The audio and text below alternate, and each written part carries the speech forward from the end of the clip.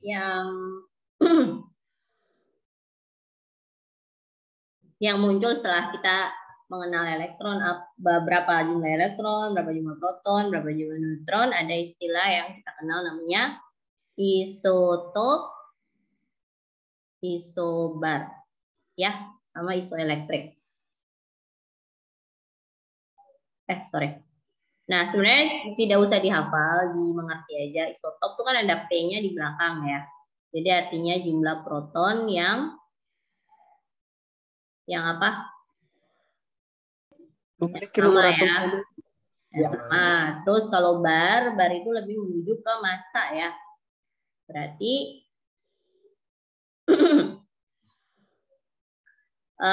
bisa juga nomor massa yang sama, ya, yang sama. Terus isoelektrik berarti yang ada sangkut pautnya dengan sesuatu yang elektrik, itu berarti jumlah elektron yang sama. Oke. Kalau ada istilah sesuatu yang sama, berarti ada dua hal ya, ada dua atom yang dibandingkan gitu. Jadi kalau ada dua atom yang memiliki nomor proton yang sama, berarti keduanya itu isotop, gitu ya. Contohnya misalnya lainnya sama, maksudnya atomnya sama, tapi dia punya nomor massa biasanya beda dikit lah, isotop ya, karena protonnya sama. Nah, atau bisa juga hidrogen 1,1 sama hidrogen 1,2 gitu. Seperti itu. Jadi ini protonnya sama, keduanya itu merupakan isotop. Biasa tuh istilah isotop itu kita temukan untuk atom-atom yang radioaktif ya. Ya, yang sesuai. Kalau ini stabil, ininya tidak stabil gitu ya. Tapi ada, makanya keduanya dianggap isotop. Begitu. Oke, ngerti untuk isotop? Ada yang mau ditanyakan? Bu, saya Bu. Ya boleh, silakan. Mau bertanya Bu, kalau nggak salah waktu belajar di sekolah itu ada juga isoton Bu. Oh, isoton. Iya, atomnya beda tapi neutronnya. Ya, berarti ada satu istilah namanya isoton juga. N ya. Jadi jangan hafal lah. Cara understand-nya, terima kasih Sugeng. Cara memahaminya, kalau isotop P itu proton, jadi protonnya sama. Kalau isobar, bar itu kan mewakili massa lah gitu kan ya. Berarti nomor massanya sama. Kemudian kalau elektrik, jumlah elektronnya sama, sedangkan kalau isoton N-nya berarti mewakili neutron ya. Neutron yang sama. Oke, ini saya lihat semua kameranya mati ya. Atau jaringan saya yang jelek ini. Helen, Tiara, Helen, terus Gaby kameranya saya tidak lihat ya. Kamu kayak ngeliatin saya apa namanya itu? Plafon kan? Ibu, mohon maaf, saya sinyal tidak bagus, Ibu. Ya, tapi kamu bisa bicara, saya dengar kok. Oke, ada lagi yang mau ditanyakan Bung Soto? Ada yang mau ditanyakan? Oke, kita lanjut ya. Untuk isobar, itu nomor massanya yang sama ya. Isotop tuh biasa atomnya sama, cuman nomor protonnya beda. Nomor protonnya sama, tapi nomor massanya berbeda, ya. Sedangkan kalau isobar dan isoelektrik serta isoton itu kita selalu menemukan dia itu beda atomnya gitu. Jadi ini kan sama-sama N, ini sama-sama H. Sedangkan kalau yang udah masuk isobar kan beda ya. Natrium sama magnesium beda ya. Satu di golongan berapa ini? Golongan berapa? N tahu? Ini golongan 1, ini golongan 2 ya. Udah beda golongan, jadi udah beda sifatnya juga gitu ya. Nah, mereka berdua isobar kenapa? Karena nomor massanya sama ya. Cara lihatnya gitu. Dan saya coba kasih warna deh biar kalian jangan bingung. Kalau isotop itu lihat ke nomor masanya, nomor atomnya, maaf, nomor atomnya. Sedangkan kalau isobar lihat ke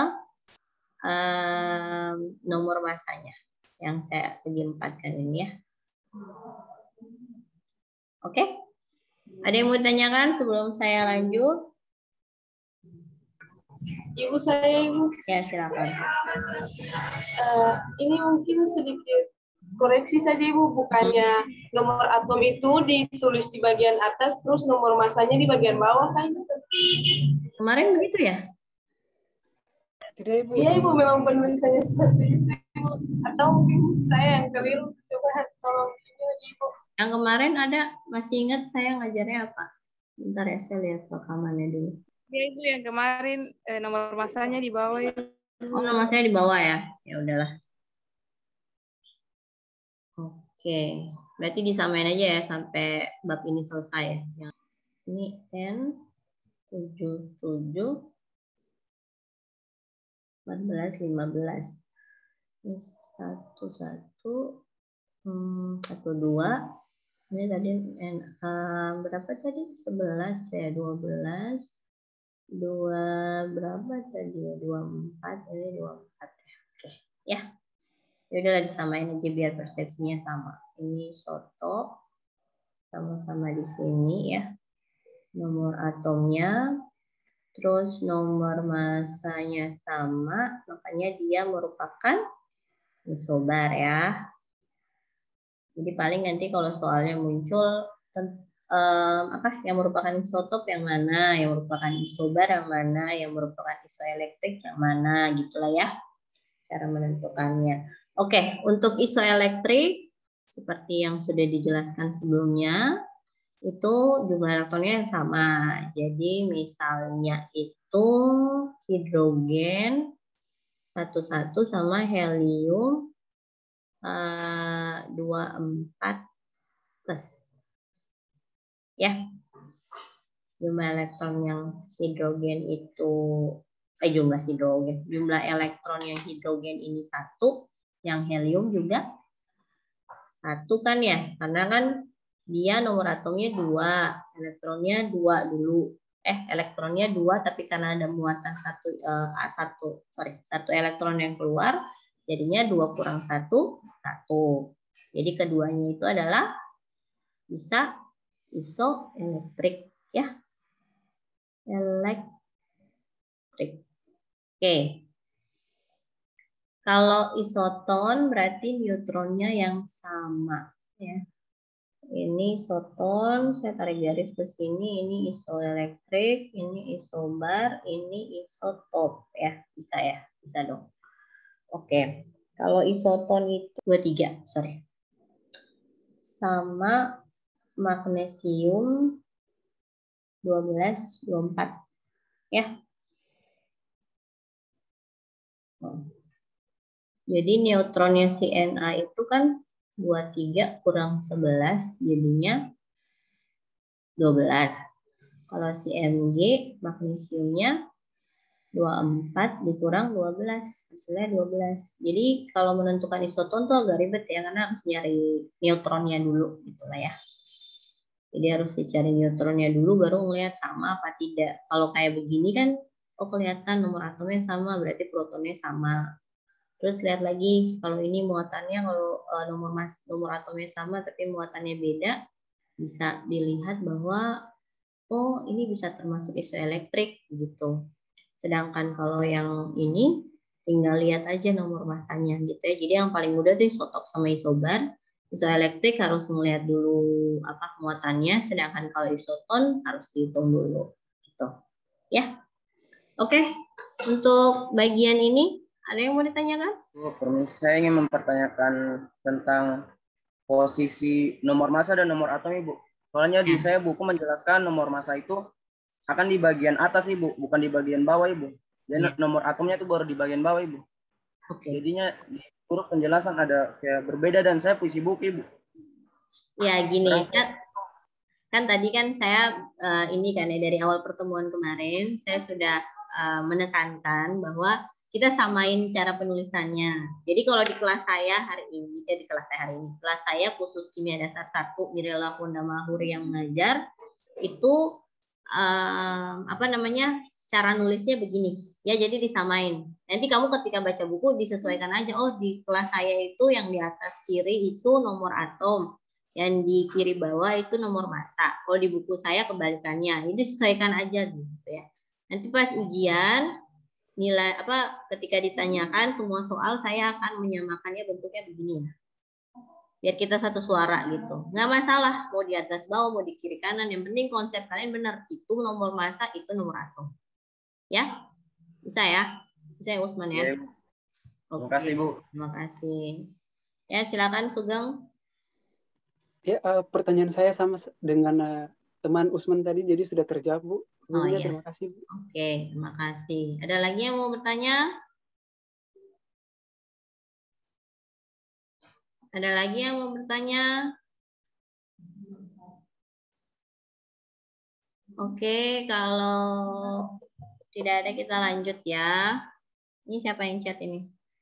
Selamat siang Ibu dan teman-teman. Izin kalau Beta keluar dari Zoom berarti Beta paket sekali. Aduh Alexius, kamu dari kemana? Alasannya banyak ya.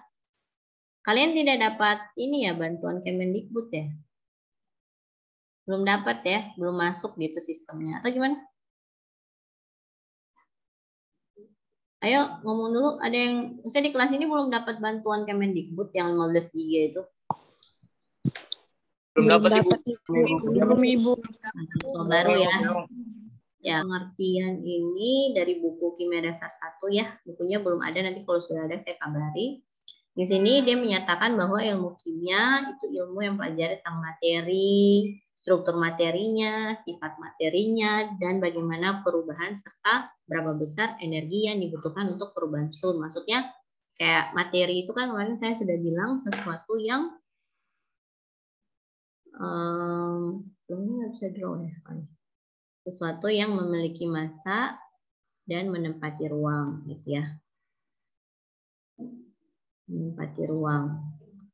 Nah, jadi kayak air, kayak apalah, rambut, terus garam, gula, terigu, semuanya gitu. Manusia itu kompleks sekali kan, ada rambut, ada kulitnya, ada darahnya, ada dagingnya, segala macam yang nanti baru diklasifikasi sendiri. Tapi kita semua merupakan materi.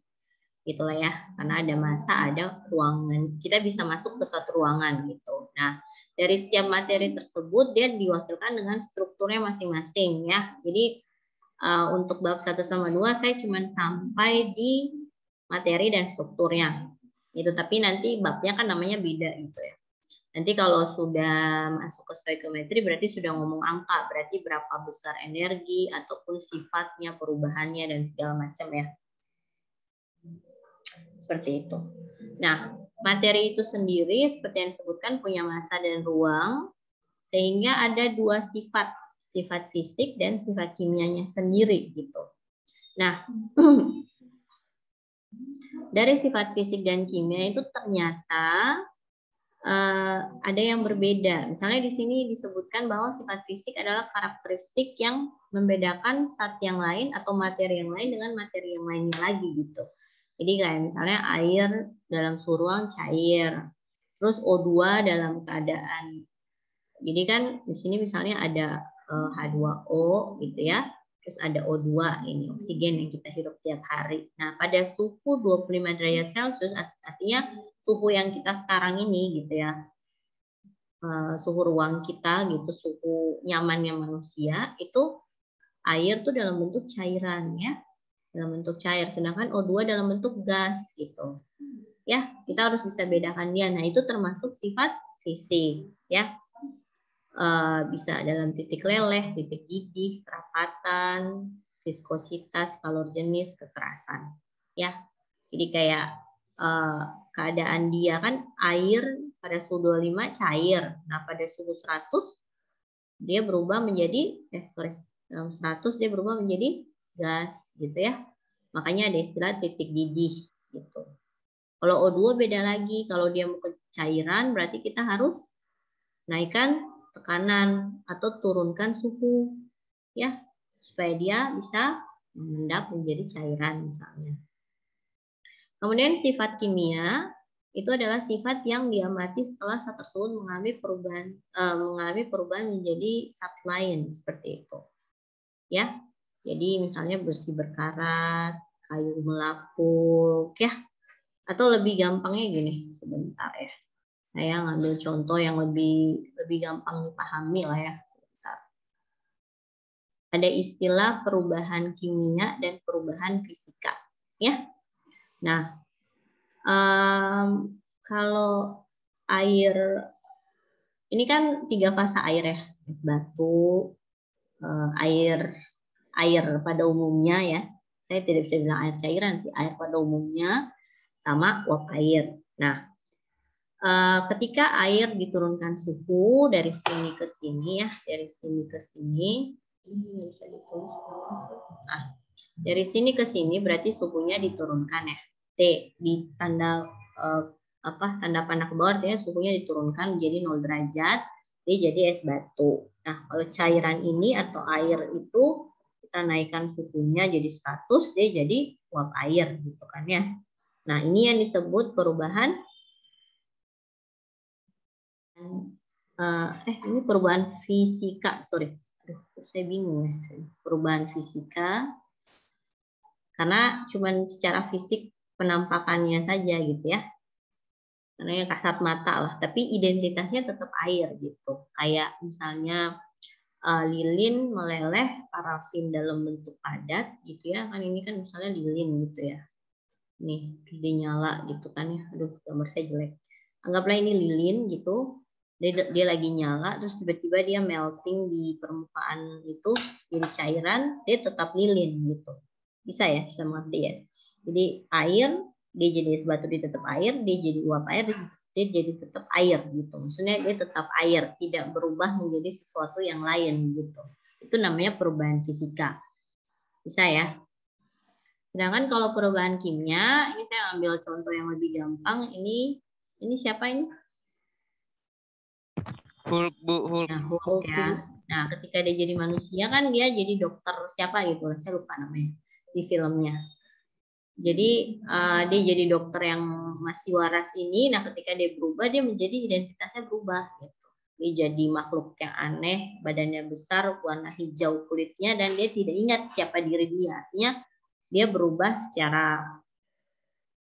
dia berubah identitasnya gitu ya. Setelah dia berubah jadi Hulk. Atau kalau misalnya kita pakai film Avenger gitu, perubahan fisika tuh kayak misalnya Kapten Amerika ya, dia tetap jadi Kapten Amerika secara manusia dan secara dia jadi hero-nya gitu kan ya. Atau bisa juga kayak Iron Man kan, dia tetap jadi pengusaha yang uangnya banyak, terus pas dia jadi Iron Man dia tetap sama, dia sadar bahwa dia itu dirinya itu gitu. Berarti tidak ada perubahan diri kan, identitas. Sedangkan kalau Hulk dia berubah menjadi 2 personal yang berbeda gitu. Nah, supaya kalian gampang mengerti, jadi contohnya kayak kayu melapuk ya, atau kita bakar kayu deh kan, dari kayu gitu ya. Misalnya ini kayu lah, saya gambar lah kayak gini, ini kayu, terus saya bakar gitu ya. Bakar dia berubah jadi saya kasih O2 kan, kayu dibakar, kayu itu kan selulosa ya, selulosa saya bakar dia jadinya CO2 tambah H2O tambah arang gitu ya. Nah, dia sudah tidak ada lagi selulosanya, yang ada hanya sisa arang. Nah, arang ini strukturnya tidak sama dengan selulosa, makanya itu merupakan perubahan fisika. Perubahan kimia ya. Jadi berubah identitasnya, identitinya tuh berubah gitu. Oke? Untuk konsep perubahan fisika sama perubahan kimia ada yang mau ditanyakan? Jadi saya harap nanti kalau ada contoh-contoh lebih bisa menjawab nanti gitu ya. Jadi kayak kayu melapuk, kayu dibakar, bisa? Bisa ya? Oke. Untuk klasifikasi materi di sini sudah ada. Jadi unsur itu zat yang tidak dapat dibagi lagi secara sederhana. Jadi unsur nama lainnya adalah atom ya. Tapi kita di kimia namanya atom. Nah, di sini ada substansi murni yang kita sebut juga dia tidak ada campuran, artinya dia sendiri begitu ya. Jadi ada substansi murni, ada campuran. Campuran artinya terdiri dari dua komponen yang berbeda, ya. Jadi kalau substansi murni terdiri bisa juga dari atom dan juga molekul. Di sini bahasanya unsur dan senyawa. Itu untuk membedakan keduanya. Jadi kalau unsur itu kan atom ya. Jadi oksigen sendiri, hidrogen sendiri, terus natrium sendiri gitu. Sendiri-sendiri atomnya sesuai dengan posisinya di tabel periodik. Nah, kalau senyawa atau molekul itu gabungan dari atom-atom. Jadi seperti H2O, H2, O2 gitu ya. Jadi jangan menyangka bahwa oksigen yang kita hirup itu cuma O saja. Tidak, yang kita hirup itu O2. Sudah dalam bentuk senyawa atau molekul ya. Terus kenapa O2 Ibu? Ya karena O itu tidak bisa berdiri sendiri. Kalau kita hirup nanti kita bisa apa ya? Mungkin bisa gennya bisa berubah atau mungkin dia bisa meledak di badan kita mungkin karena dia tidak stabil ya secara diri dia gitu kan. Dari awal saya sudah bilang bahwa atom yang tidak ditemukan sendiri, kan kalau natrium kita bisa temuin dia sendiri, dia ada di bebatuan atau di gabungan apalah di alam gitu. Tapi kalau oksigen kita tidak pernah menemukan dia O sendiri di alam yang stabil ini gitu, energinya tinggi gitu ya. Kan sama ya kayak orang gitu belum punya pasangan itu marah-marah tiap hari gitu ya. Kalau udah punya pasangan itu kan pasti berbunga-bunga, jadinya stabil gitu kan ya. Ya itu sama kayak atom sama elektron, sama atom sama molekul-molekul yang ada gitu. Kalau natrium kan mungkin dia hobinya jomblo gitu ya. Tapi kalau oksigen, oh nggak bisa, saya nggak bisa hidup sendiri, saya harus punya teman ol sendiri lagi gitu. Jadi harus membentuk molekul. Nah, itu konsepnya. Sama juga sama kayak manusia ya. Nah, ketika membentuk dari unsur atau atom menjadi molekul ataupun sebaliknya ada yang dinamakan reaksi kimia gitu ya. Jadi kalau unsur jadi molekul namanya reaksi asosiasi atau penggabungan. Ya. Sedangkan kalau dari molekul ke unsur namanya reaksi disosiasi atau pemisahan. Ya. Dia berusaha memisahkan diri dia menjadi atomnya sendiri gitu. Dan biasanya kalau reaksi ke kanan ini dari unsur ke senyawa itu lebih membutuhkan energi yang sedikit lah daripada reaksi kebalikannya. Oke, kita sebelum ini saya coba menjelaskan tentang reaksi asosiasi, ya, asosiasi dan reaksi disosiasi. Disosiasi. Nah, beda keduanya ini yang ini penggabungan atau dia bergabung dengan mau sejenisnya ataupun beda jenisnya kayak H2O kan O sama H, kalau O2 kan O sama O, kalau H2 H sama H gitu. Yang ngerti ya maksud saya kan ya, tidak usah itu lagi. Jadi dia membentuk senyawa baru. Nah, ternyata dari sepanjang saya belajar kimia, mengajar kimia, reaksi asosiasi itu energinya itu yang ketika membentuk satu molekul baru itu dia lebih. Pernah dengar kata eksoterm, endoterm tidak? Pernah, Bu. Pernah. Bu. Ya, apa itu Rizky? Ketawa.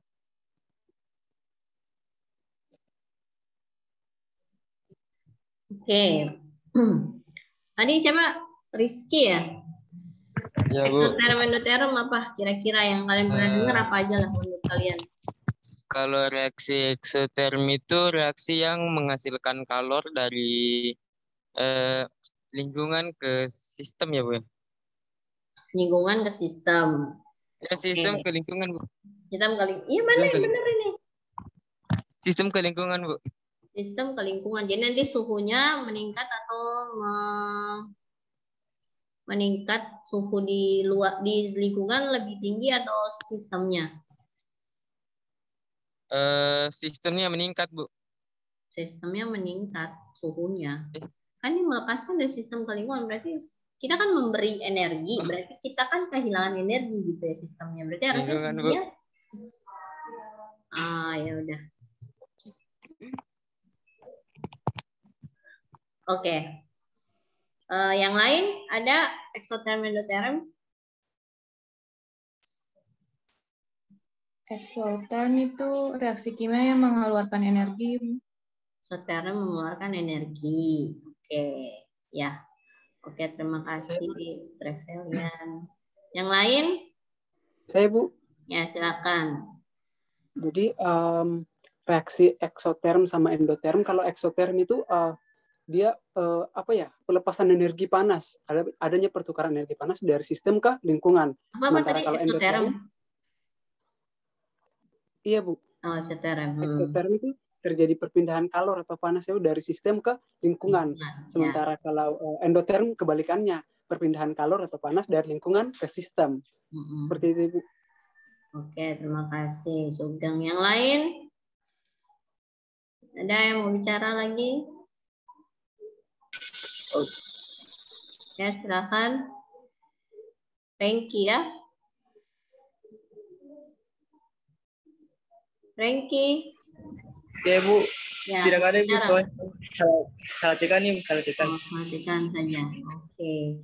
Jadi yang disebutkan semua tadi benar ya, tapi biar konsepnya lebih sederhana, endoterm itu dia menyerap energi ya. Jadi dia ya menyerap energi lah. Kalau eksoterm melepaskan energi. Itu aja lah biar nggak ribet pikirnya dari sistem ke lingkungan. Udah, yang penting kalau endo dia serap energi ke dalam, sedangkan ekso itu dia melepaskannya. Jadi kalau misalnya reaksi eksoterm kita jadi terasa hangat gitu ya. Jadi lebih suhu di lingkungan lebih tinggi, sedangkan kalau endoterm suhu lingkungannya lebih rendah ya. Jadi kayak misalnya kita apa ya? Kayak kalau di kimia sih kayak saya ngelarutin NaOH lah ya. NaOH saya campur ke air itu biasanya airnya suhunya normal gitu. Tiba-tiba pas dicampur NaOH jadinya panas aja gitu elemennya atau gelas kimianya gitu ya. Nah, di sini saya mau menyatakan tentang reaksi asosiasi dan disosiasi. Jadi kalau untuk reaksi asosiasi penggabungan itu biasanya reaksinya endoterm atau eksoterm? Menurut kalian? Reaksi pembentukan senyawa lah. Jadi kayak penggabungan something dengan something gitu. Atau atom dan atom menyatu jadi molekul itu biasa reaksi endoterm atau eksoterm? Endoterm, Ibu. Safril ya. Yang jawab siapa? Safril? Ya, Ibu. Iya. Kenapa endoterm? Kan endoterm tadi reaksi yang gimana? Yang menyerap atau yang melepaskan? Menyerap energi. Oh, menyerap. Ya. Oke. Yang lain? Sepaham dengan Safril?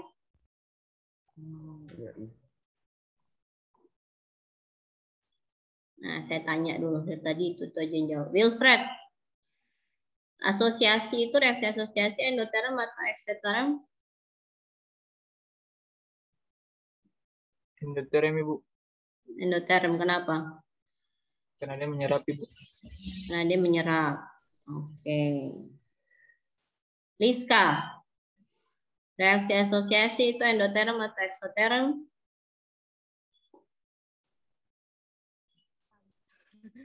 Eksoterm, Ibu. Kenapa eksoterm? Karena dia mengeluarkan panas. Kenapa? Karena dia mengeluarkan panas. Kamu suaranya kecil sekali, Liska. Kenapa? Karena dia apa?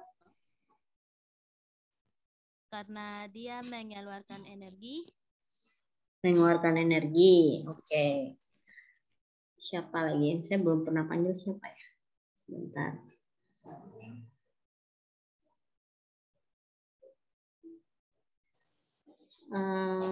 Siapa ya? Ini santri udah pernah kemarin. Marwah Fataruba. Jam 40 menit, Bu. 1 jam 40 menit. Berarti jam 3 lewat 10 menit ya. Proses selesai. Iya, Ibu. Oke. Nah, untuk perbedaan reaksi asosiasi dan disosiasi, terima kasih untuk semua yang sudah menjawab ya. Memang jawabannya ya jawaban anak yang transisi SMA ke kuliah lah. Tapi terima kasih sudah menjawab. Jadi kan reaksi asosiasi itu penggabungan. Saya ngambil ini dulu lah, analogi ya, biar kalian bisa bedain asosiasi sama disosiasi. Kalau manusia itu dia mau menikah gitu ya, kayak kita kan hidup masih jadi anak, tanggungan orang tua, dan kita masih sendiri gitu. Mungkin pacaran tapi kan cuman SMS, WA, teleponan dan segala macam gitu kan ya. Itu kita masih sendiri. Nah, ketika kita sudah memutuskan untuk berumah tangga, misalnya menikah, itu kan berarti dalam hubungan itu ada hal yang dikompromis, harus ada didiskusikan ya. Ya kalian sudah di tahap dewasa, kalian sudah mengerti lah hal gitu ya. Jadi ketika kamu sudah menikah, itu ada hal-hal yang mesti dikorbankan untuk dilepaskan. Ya, contohnya misalnya Brian mau menikah dengan pacarnya misalnya ya. Dia pacarnya tidak suka Brian ngorok misalnya. Kan sudah sekamar nih ceritanya kan ya. Dia tidak suka Brian, dia saya menggarong lah ya, saya suka. Itu kan berarti Brian harus berusaha untuk tidak mengorok misalnya begitu kan ya. Jadi reaksi asosiasi itu seperti itu. Jadi kayak atau misalnya Liska mau menikah gitu ya. Terus bukan mau menikah, sudah menikah, terus suaminya bilang kamu harus pintar masak gitu. Tapi Liska tidak ada passion di tata boga untuk masak gitu, kayak malas GoFood aja misalnya gitu ya. Tapi suaminya bilang saya mau makan masakan kamu misalnya, kan hal-hal itu kan yang harus diperhatikan gitu ya. Jadi Liska harus berkorban, kompromis dengan dirinya sendiri untuk bisa masak. Even nanti masakannya tidak enak gitu ya, mungkin. Kan saya tidak bilang Liska tidak tahu masak, bukan. Itu contoh. Jadi reaksi asosiasi itu pasti dia melepaskan sesuatu yang besar gitu. Kenapa? Karena analoginya di manusia. Kalau kita mau bersatu dengan orang lain, berarti ada hal yang harus kita kompromis. Itu sudah aturannya ya. Jadi kayak misalnya kamu tukang bohong ya, tukang bohong untuk pacaran selingkuhnya terus gitu. Pas menikah kamu harus tetap setia. Even nanti bohongnya banyak ya. Dilarang minum gitu ya. Dilarang judi gitu ya. Maksudnya itulah manusia kan gitu. Jadi biar kalian ngerti. Ini konsep buat mengerti, bukan buat diketawain. Maksudnya buat mengerti. Jadi reaksi untuk membentuk atom yang tadinya misalnya H2O. H2O, H sama O. Masing-masing punya sifat atomnya sendiri-sendiri. Pas jadi H2O, dia cuma jadi H2O. Dia tidak bisa jadi O sendiri atau H sendiri. Berarti ada energi yang mesti dikorbankan, dilepaskan, supaya mereka bisa bersatu. Nah, itu contoh dari, bukan contoh, itu konsep reaksi asosiasi. Jadi kalau misalnya ditanya atau tiba-tiba ada, mungkin pasti kalian kan aplikasinya kan kayak ingin disosiasi atau menguraikan. Kalau TGL kan kayak batu-batu dicari tahu ya kandungannya apa gitu. Jadi pas batu mau dipilah-pilah jadi misalnya kandungan apa sama apa, ya kalian harus tahu bahwa ketika mau memisahkan sesuatu yang sudah terjadi dalam satu campuran, berarti kalau dia cuma terikat secara fisikal itu cuma pakai paling suhu, tekanan, dihancurin, selesai. Tapi kalau mau ngepisahin dia secara kimiawi, berarti kalian harus butuh energi yang besar. Artinya harus perlu alat yang dengan sistem yang kompleks dan juga larutan yang bisa melarutkan senyawa yang kalian mau cari misalnya seperti itu. Itu konsepnya ya. Jadi di mana-mana ketika ingin bersatu ada yang harus dikorbankan gitu. Ya. Oke, saya rasa kalau analogi itu semua masuk gampang lah. Kalau di analoginya saya ngambil hubungan manusia pasti gampang. Nah, untuk reaksi disosiasi itu kebalikannya. Jadi kayak misalnya gini contoh, siapa ya? Chris Nice lagi pacaran sama si A misalnya gitulah ya. Dia tidak nyaman karena dibohongi terus misalnya, mau putus gitu kan ya. Kan disosiasi kan putus ya. Kita mau memisahkan diri dari sesuatu yang sudah attach ke kita, udah berhubungan dengan kita udah lama. Nah, berarti kita akan menyerap banyak energi. Artinya kita akan perlu pertimbangan, beta masih cinta, tapi beta saya suka dia begini, gitu kan, ada hal-hal seperti itu kan ya. Yang kayak kalau kita mau memisahkan dia dengan orang, pasti ada pertimbangan yang berat gitu, karena harus berpisah gitu. Sama kayak molekul, ketika dia harus dipaksa untuk berpisah, berarti dia harus menyerap energi yang banyak gitu. Jadi istilah kalau manusianya stres gitu ya, melo gitu, main melo seminggu 2 minggu sebelum putus gitu. Pas udah stabil ya udah langsung lepas gitu. Nah, sama kayak molekul sama atom. Ketika kita paksa H2O berubah menjadi H2 dan O2 sendiri, itu kita butuh energi yang sangat besar. Dan dia tuh reaksinya eksplosif ya, artinya dia akan menyerap energi yang cukup besar kalau sistemnya tidak stable, tidak stabil untuk memisahkan mereka berdua, itu H sama O bisa meledak sistem itu. Itu yang saya pelajari. Jadi makanya kenapa kita belum bisa memisahkan H2 dan O2 secara gampang untuk menjadi alternatif energi. Kan biasanya kan mobil bahan bakarnya air gitu. Jadi dia pakai konsep kita pisahin H2 sama O2, nanti H2-nya buat yang ngasih energi untuk si mobilnya buat jalan. Tapi ternyata nggak bisa. Kamu coba-coba bikin itu di mobil kamu belum start lagi udah meledak gitu. Nah itu konsepnya, karena kita harus separating molekul itu susah gitu. Apalagi kalau yang stabil kayak H2O, kamu mau pisah jadi H2 sama O2 itu jangan main-main gitu.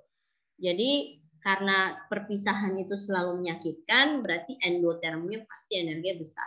Pasti dia endoterm dan energinya besar. Nah itu, biar kalian paham konsepnya ya. Biar nanti kalau ditanya lagi entah di kelas mana atau mungkin ada, tidak ada. Oke, saya lanjut saja ya. Untuk campuran, itu ada campuran homogen dan campuran heterogen. Campuran homogen itu nama lainnya apa? Larutan. Sedangkan ini suspensi ya. Jadi ini contohnya kayak kalian ngarutin garam dalam air, larutan garam. Gitu kan dia satu phase ya, satu fasa gitu. Sedangkan untuk campuran heterogen itu kayak kalian campur minyak sama air. Jadi kelihatan batasnya, minyaknya seberapa, airnya seberapa, atau nyampur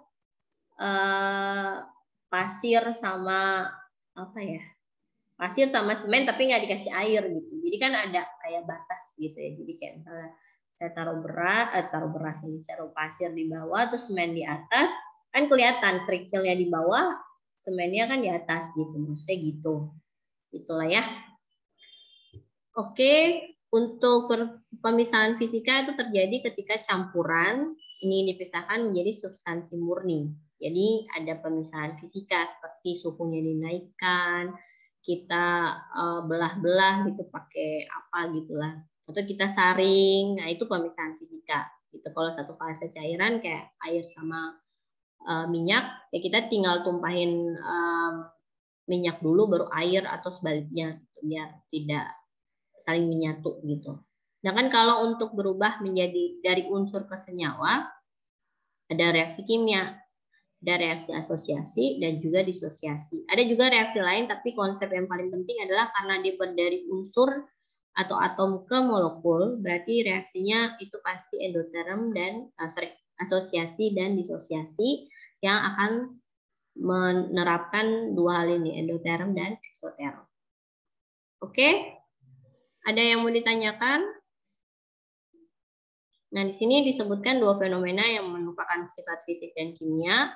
Kalau alkohol mendidih itu, pokoknya kalau dia berubah fasa aja, berarti perubahan fisika. Sedangkan kalau karbon monoksida bereaksi dengan oksigen menjadi karbon dioksida, kan monoksida berubah jadi dioksida, berarti ada tambahan satu oksigen. Ya, berarti reaksi itu adalah perubahan kimia. Ya, biar tidak ini. Nah, kalau bensin dan salad buah, bensin itu homogen, kan kita tidak pernah ketemu bensin terus ada kayak apa ya, ampasnya begitu ya. Kalian ngisi bensin di motor, di mobil, tiba-tiba ada ampas pasir atau ampas apa gitu kan tidak pernah. Artinya dia adalah campuran yang homogen. Sedangkan kalau salad buah, mangga, salad ada mangga yang ada. Ada buah apel, campur semangka, dicampur jelly, dicampur apa, dia menjadi dirinya sendiri dan dia bisa dipisahkan gitu. Ya. Oke, ada yang mau ditanyakan? Mau bertanya apa tentang klasifikasi materi, tentang apa namanya, campuran maupun sifat fisik, kimia dan segala macam. Ada yang mau ditanyakan? Nah, untuk struktur atom dan ini saya rasa tidak terlalu. Kalau menurut saya sih kalian perlu tahu, tapi tidak perlu untuk di kompetensi tidak perlu harus dijabarkan karena saya bukan dosen yang suka nanya kayak gini soalnya misalnya gini. Sebutkan mana itu? Atau jelaskan percobaan yang dilakukan oleh Michael Faraday. Janganlah kalian otaknya masih muda dipakai buat ngerti konsep lah, jangan buat ngafal ya. Nanti belum tua udah pelupa. Ya. Oke, nanti perlu tahu, nanti dibaca aja ya. Kalau bukunya sudah ada, dibeli dan dibaca. Ya. Yang kalian harus tahu ini. Partikel proton, neutron sama elektron, lambangnya as usual yang saya sudah tulis P, N, dan E. Muatannya proton plus 1, neutron 0, elektron minus 1. Ya, oh berarti keren ya guru-guru SMA-nya. Berarti saya ekspektasi kalian pasti sudah harus bisa ya. Sudah dan harus bisa. Oke, jadi kita skip konfigurasi dulu. Kita masuk ke mengenal bilangan kuantum. Nah, kemarin itu kan kita sampai ke teori atom yang mekanika kuantum itu ya. Nah, di situ ternyata dia menemukan, saya tulisin dulu ya, biar kalian ngerti maksud saya gitu ya. Jadi kan teori mekanika kuantum gitu ya. Ini kok tulisan saya jelek ya, mekanika kuantum. Nah, ujung-ujungnya dia ingin berbicara mengenai orbital gitu ya. Nah, ternyata orbital ini dia itu lebih masuk ke bilangan kuantum, bentar, dan kuantum orbital asimut yang L itu ya. Kenapa dia begini? Tapi waktu penyelesaian persamaan itu dia menghasilkan 4 bilangan kuantum ini. Ini dia menghasilkan bilangan kuantum utama, bilangan kuantum orbital, bilangan kuantum magnetik, dan bilangan kuantum spin. Ya, kalau spin itu gampang, cuman ada 2, plus setengah sama minus setengah. Itulah ya, pasti kalian juga sudah tahu. Nah, kalau untuk bilangan kuantum orbital dulu lah ya, orbital. Jadi biar saya kasih info aja. Jadi pas menurunkan persamaan itu, kan orbitalnya tuh bentuknya kayak gini, kayak psi N, L, M gitu ya. Ikut aja lah, nggak usah terlalu memusingkan lah apa bentuk-bentuknya. Yang penting ya itu orbitalnya, persamaannya psi itu lambangnya kayak kaki 3 gini lah ya, gitulah. Psi N, L, M. Nah, ini bilangan kuantum utama, ini bilangan kuantum orbital atau azimut, ini bilangan kuantum magnetik. Nah, bilangan kuantum utama itu dia mewakili setiap bilangan kuantum, dia selalu berada di depan bilangan kuantum azimut. Ya, jadi kayak misalnya 1S berarti N-nya 1.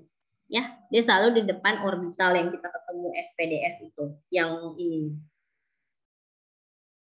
Ya, jadi 1S berarti kalau 1S itu N-nya 1, kalau 2S N-nya 2, kalau 3P N-nya berapa? Ya, oke. Itu dulu ya, persepsinya disamain dulu. Nah, sedangkan bilangan kuantum azimut itu dia mendefinisi si SPDF-nya itu. Jadi kalau S itu bilangan azimutnya itu 0 ya. Bentar. Ya, 0. Jadi setiap S, L-nya itu selalu 0 ya. Kalau P, L-nya selalu 1. Ya, jadi setiap SPDF-nya tuh udah ada L-nya masing-masing. Bisa ya. Jadi kalau bilangan kuantum utama itu dia atau N itu dia melekat di orbital, di depan orbital. Jadi kalau 1S, N-nya 1. Kalau 2S, N-nya 2. Kalau 4F, N-nya berapa? N-nya berapa? 4. Ya, pokoknya yang sebelum SPDF itu bilangan kuantum utama. Sedangkan bilangan kuantum orbital atau asimut itu dia nilainya sudah tetap per SPDF itu. Maksudnya S itu selalu L-nya 0, selalu ya, tidak pernah berubah. S itu L-nya selalu 0, P-nya itu L-nya selalu 1, D itu L-nya selalu 2. Ya, kemudian F itu L-nya selalu 3. Itu sudah pasti. Jadi nggak usah mikir yang banyak. Yang penting yang melekat dengan SPDF itu N sebelum SPDF-nya. Nah, kalau S itu sendiri selalu didefinisikan 0, P didefinisikan 1 untuk bilangan asimutnya, D selalu 2, F selalu 3. Ya, itu dulu.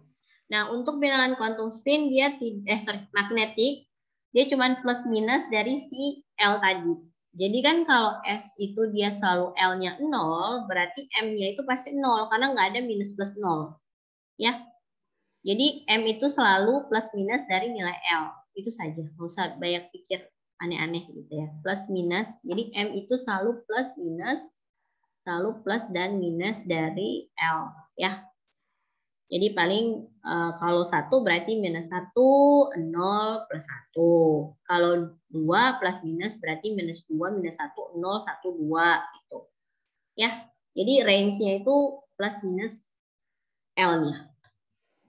Ya, oke. Sedangkan spin itu dia terlepas dari segala sesuatu. Dia hanya tergantung dari arah dari tanda panah si elektron kalian. Jadi kalau dia tanda panahnya naik seperti ini gitu ya, berarti dia plus setengah. Kalau dia turun dia minus setengah. Oke? Bisa? Bisa lah. Oke. Bisa, Ibu. Oke, kita misalnya contoh ini dulu lah yang ada di sini. Kita contoh sendiri. Terus nanti panggil siapa yang kerja. Oke. Jadi misalnya tentukan bilangan kuantum untuk elektron terakhir. Elektron terakhir berarti elektron yang ditulis terakhir ya. Kan biasa kan ada aturannya tuh nulisnya gitu. Misalnya kita mulai dari ini udah jawabannya, tapi saya mau jabarin cara mencarinya gitu. Ini udah jawabannya, tinggal jawab gampang, tapi menjelaskannya itu susah. Nah, misalnya saya ngambil 3S1. Nah, 3S1 ini 3S1 tuh kan N-nya berapa ini? Yang ini, N-nya berapa? 3. N-nya 3. L-nya karena S berarti dia 2. dia 0. Kan tadi saya udah bilang S itu di mana-mana L-nya 0. Nah, karena L-nya 0 berarti M-nya berapa? 1. No. M itu plus minus L. Berarti kalau L-nya 0, nggak ada plus minus 0. Berarti M-nya cuma 0. Iya, gitu. Biar sama persepsi. Nah, biasanya untuk S itu selalu kita harus gambar gitu lah ya. Nah, S itu karena L-nya 0, berarti, sorry. S-nya 0 lagi. Sebentar. Sabar, saya belum jelaskan sampai ke. Oh iya. Nah, gini. Biar konsepnya sama ya. Nah, kan kita dulu belajar kamar-kamar ya waktu SMA itu. Kalau S itu kamarnya 1, terus P kamarnya 3 gitu ya. Ya. Terus D kamarnya 5 gitu. Nah, sebenarnya itu jumlah kamarnya itu ditentukan dari M-nya. M ya. M. Saya tahu M. Oke. M-nya. Bilangan bukan magnetik ya. Karena bilangannya cuma 0, berarti kan itu juga bilangan ya. Jadi satu bilangan 0. Berarti nanti kamarnya cuma 1. Ya. Bilangannya cuma 1. Dan dia 0. Ya. Sedangkan misalnya saya ambil contoh, kalau misalnya 2P lah ya. 2P, berarti N-nya berapa? 2. Kan? Ini 2 yang melekat dengan SPD yang kiri kan N. Terus L-nya itu lihat dari jenisnya. Ini P, berarti L-nya 1 kan ya? 1. Nah, M-nya itu ada plus minus 1. Berarti kita jabarin ada plus 1, ada 0, ada minus 1. Berarti ada 3 bilangan, berarti ada 3 kamar. Ya? Begitu ya. Jadi kalau misalnya M-nya 0, berarti kamarnya berapa? Bukan tidak ada, kamarnya ada, tapi cuma 1. Karena nilainya 0. 0 dianggap satu bilangan. Gitu. Ya. Nah, untuk 3S1, jumlah elektronnya berapa ini? Yang di atas ini? 1. Jumlah elektronnya 1. Berarti kita gambar di ini kan 3S. Tapi nilainya itu dianggap 0. Jadi kita gambar 1. Penggambaran selalu dimulai dari spin up ya.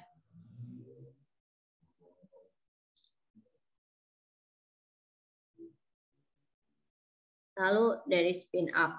Tapi karena dia 1 ya. Di sini jawabannya kan minus setengah. Beda ya. Kalau saya maunya plus setengah gitu.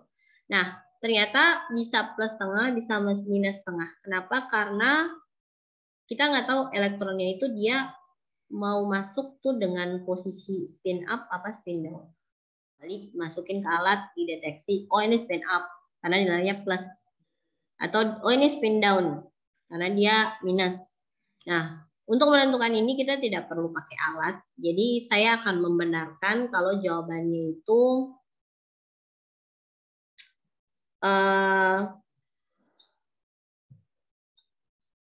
bisa minus setengah. Saya akan tetap benarkan karena saya nggak tahu elektronnya masuk itu dia spin up apa spin down, terserah. Kan kayak misalnya kalian punya kamar besar gitu ya, dikasih kamar sendiri sama orang tua gitu kan. Mau mau taruh tempat tidur arah ke timur, barat, selatan, terserah kan ya. Tapi kalau sama kakak atau sama adik kan tidak bisa.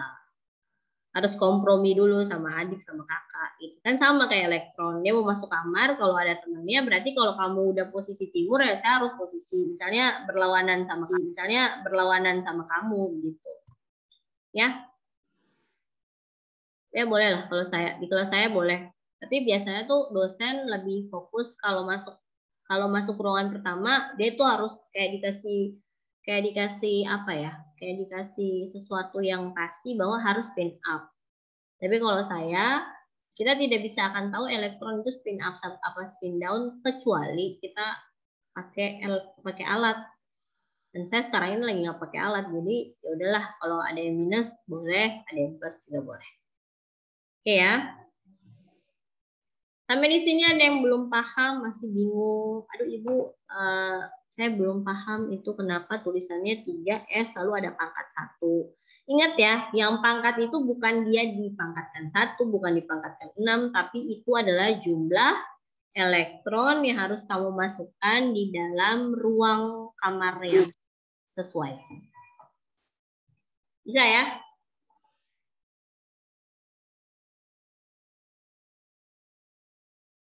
Jawab dulu bisa. Bisa Ya, Bu. Oke. Ibu, saya boleh bertanya, Ibu? Ya, boleh. Tadi kan Ibu bilang jumlah kamar itu ditentukan oleh M, Ibu. Ya. Terus yang tadi yang pertama 2P sama M-nya itu plus minus 1, Ibu. Jadi jumlah kamarnya ada 3. Plus 1, 0 sama minus 1, Ibu. Ya. Terus, nah yang di sini saya mau bertanya, Bu, kalau misalnya yang di 3D6 itu N-nya 3, L-nya 2, terus M-nya itu -2. Jadi jumlah kamarnya itu ada 5, Ibu?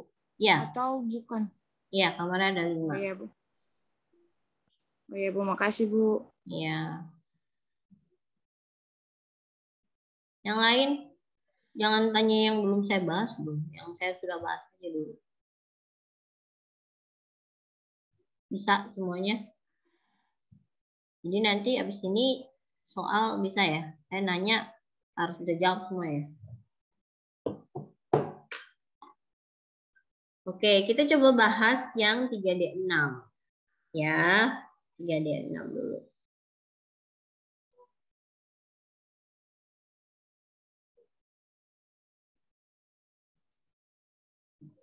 Terus mana lagi pengen saya? Oke, 3D6. Nah, kayak tadi gitu ya, 3D6.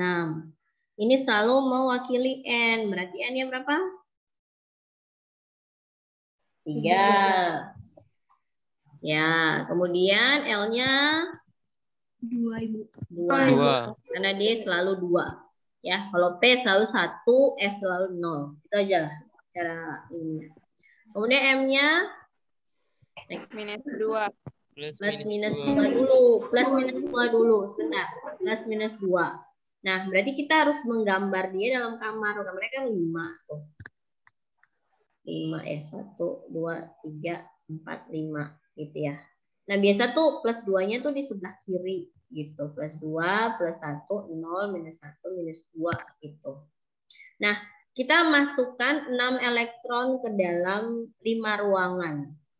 Oh, ini berarti kalau dia gambarnya. Sebentar, saya lihat buku ya. Biar kita satu persepsi sama buku ini aja dulu.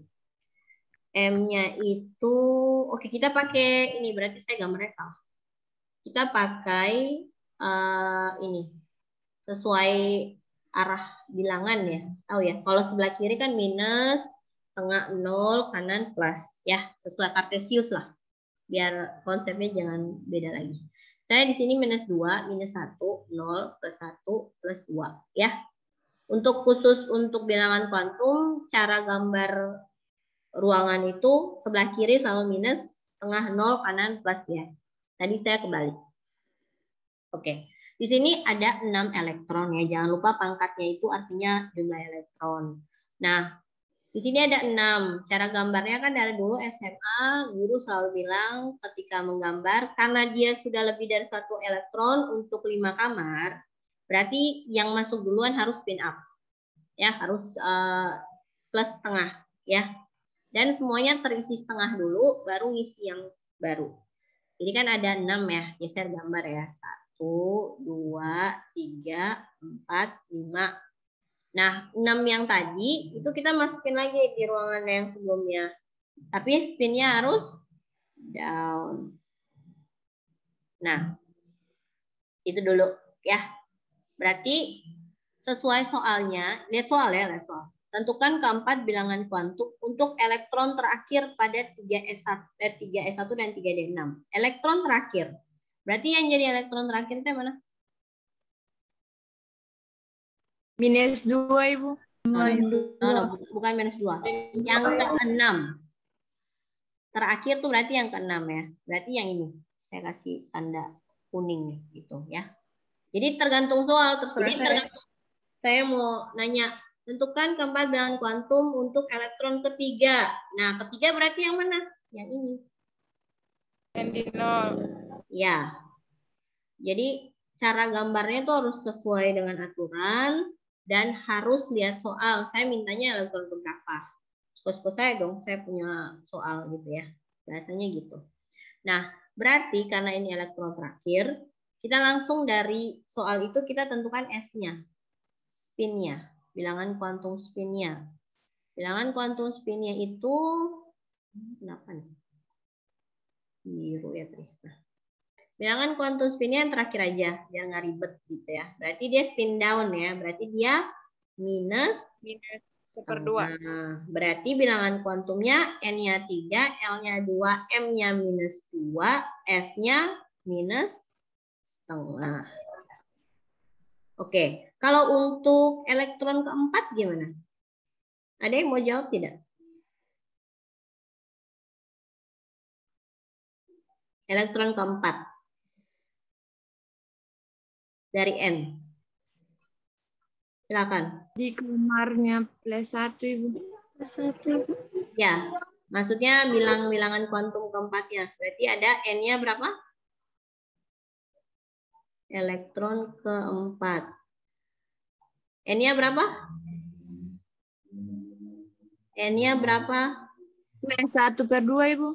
N-nya tetap 3, L-nya tetap 2, M-nya yang berubah plus 1, lalu S-nya plus 1/2.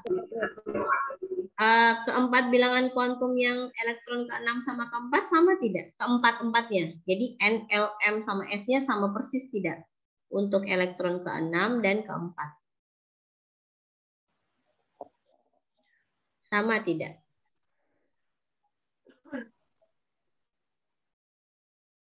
Bilangan kuantum kedua elektron yang ada di 3D ini yang elektron ke-6 sama keempat bilangan kuantumnya sama tidak? Tidak, Ibu. Tidak. Bedanya di mana? Di M-nya sama ya. Oke, jadi Oke, terima kasih. Jadi maksudnya gini, saya mau membawa pengertian kalian lagi bahwa pernah kan ada statement, mungkin kalian pernah baca atau dengar bahwa tidak ada satu elektron pun yang memiliki 4 bilangan kuantum yang sama. Jadi semua elektron bisa N, L, M-nya sama, tapi S-nya beda. Atau L, M, S-nya sama, N-nya beda. Jadi salah satu bilangan kuantumnya itu pasti ada yang beda. Jadi setiap elektron punya keempat bilangan kuantum yang spesifik gitu. Jadi kita bisa bedain, oh yang ini dia spin up, dia spin down, atau dia di kamar nomor 2, ini di kamar nomor 1 misalnya. Gitu ya. Itu maksudnya. Gitu, biar lebih paham. Oke, kita lanjut. Atau ada yang mau ditanyakan sebelum saya lanjut konfigurasi dan cara penentuan golongan, periode, dan teman-temannya? Ada yang mau ditanyakan?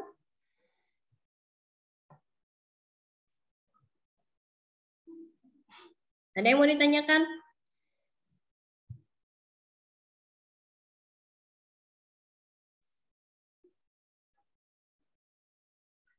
Oke, kalau tidak ada, ini udah 3:06.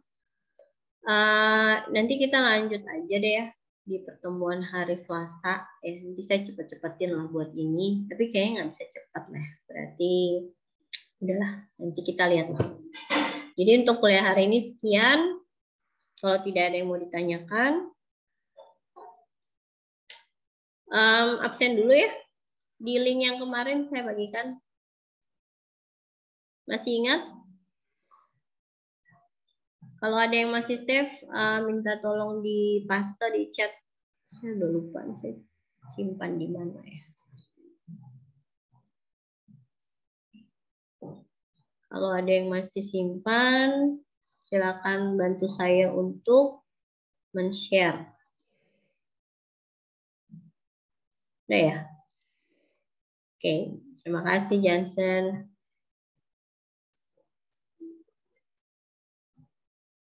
Absen dulu, habis itu kita foto ya.